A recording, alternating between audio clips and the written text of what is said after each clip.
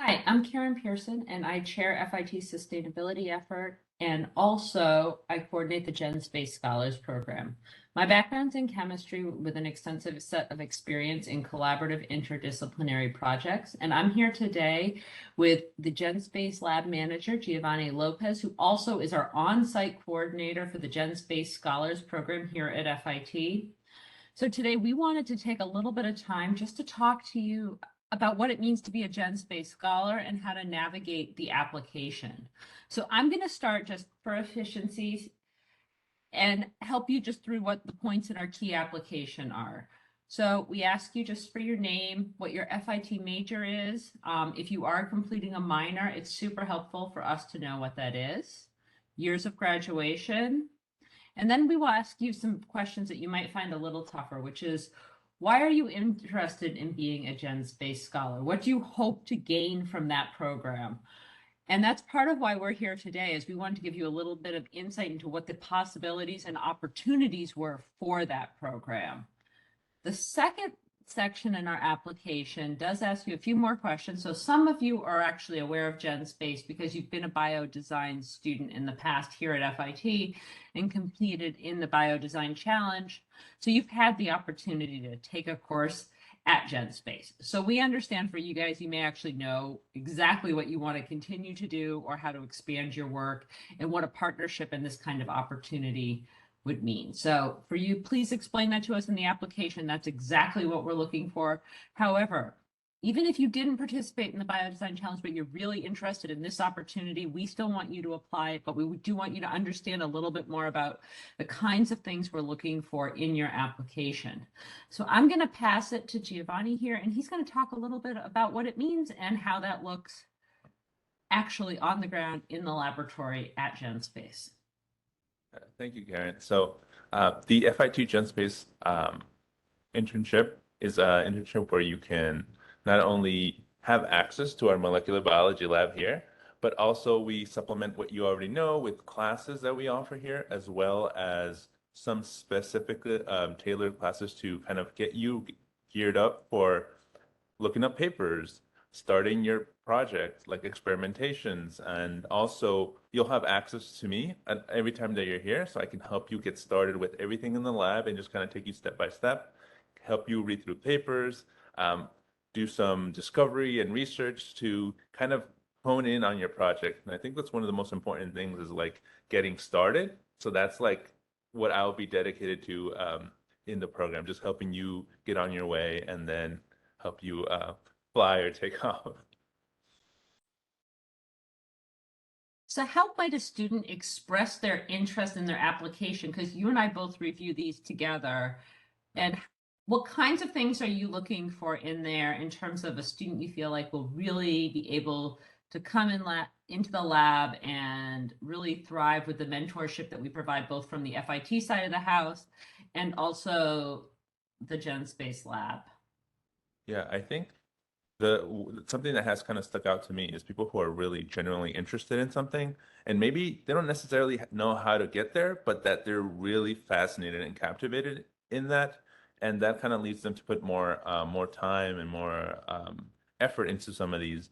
And when you kind of tell us like the direction that you want to go in, we can pair you with the right mentor, and then you guys can coordinate and eventually explore that even further. So I think um, not necessarily having the skills is the best, but also having the passion and the time to put into the lab is actually what actually produces The best result for the student. exactly. Yeah. How do we help a student who isn't sure what they might explore? How do we help them identify a topic in that space? So we will have one-on-one talks of like maybe you don't have something fleshed out, but you have an idea, and then having that idea, we can kind of go and have some like initial consultations of okay, if you're interested in biomaterials, you can say natural biomaterials, how synthetic do you want to be, how like biodegradable do you want to be, and just kind of fleshing out like your interests, and then we'll just slowly carve out way at the actual basically take out the diamond in the rough and figure out what project it's going to be. So we'll help you and consult with you to make sure we can find a project for you.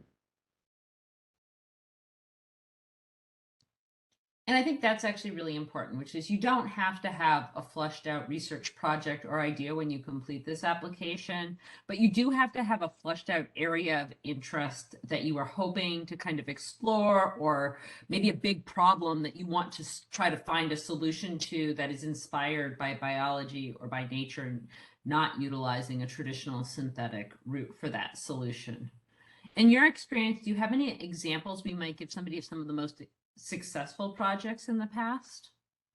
Um, yeah, there's one, and it's actually kind of a funny story because Adil actually wanted it to work on renewable materials, but she was trying to approach like how do you do away with plastics. So she initially thought maybe a microbe would be it, maybe something that is like biodegradable, but she ended up working with mushrooms and having like a dormant mushroom. So eventually, after a couple of iterations and just kind of fixing on a project, she was able to get there. But it wasn't like she knew her project from the beginning, but it's actually like kind of whittling it down. So it went from bacteria to biodegradable plastics to actual organism that can degrade plastics that's encapsulated in a bowl that can then be like kind of twisted open and then allow for the dormant mushroom to come out and degrade it. So that project took a couple of twists and turns, but it ended up in like a completely different place than what she initially thought.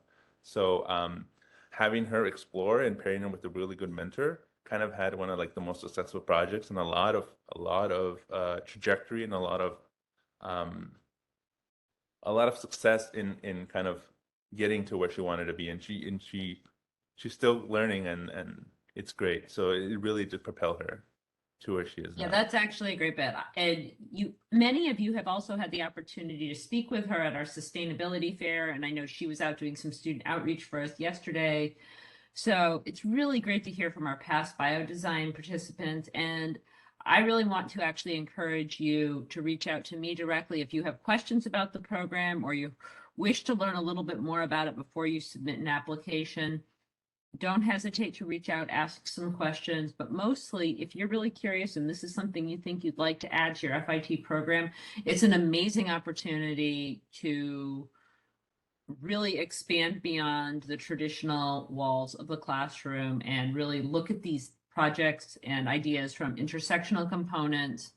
And so I really hope that you will consider this opportunity. And if you do have questions, reach out, ask us. We're here to help you succeed. So thank you so much for taking time to listen to this, and we hope to have you be a Genspace Scholar in the future.